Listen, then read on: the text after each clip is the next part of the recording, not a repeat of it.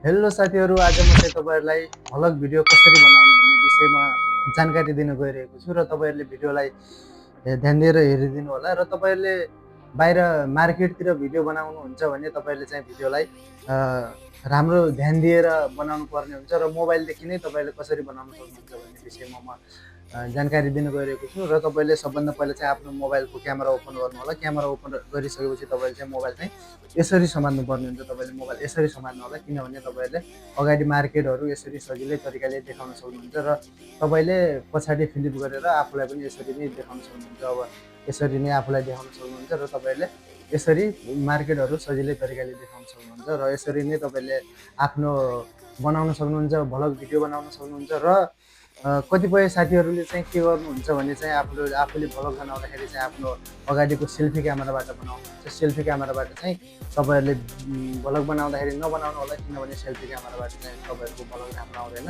क्यामेराबाट vlog बनाउँदाखेरि चाहिँ राम्रो नआउन हुनाले तपाईँले चाहिँ पछाडिको क्यामेराबाट चाहिँ भ्लग बनाउनु पर्ने हुन्छ र पछाडिको क्यामेराबाट बनाउनु पनि एकदमै सजिलो तरिका छ। तपाईँले यसरी नै समात्नु होला मोबाइल र तपाईँले यसरी नै देखाउन सक्नुहुन्छ मार्केटहरूमा गएर र तपाईँले आफूलाई देखाउन सक्नुहुन्छ, यसरी नै देख्न सक्नुहुन्छ। तपाईँले सजिलै तरिकाले यसरी नै बनाउन सक्नुहुन्छ भ्लग र तपाईँहरूले यसरी नै बनाउनु होला भ्लग।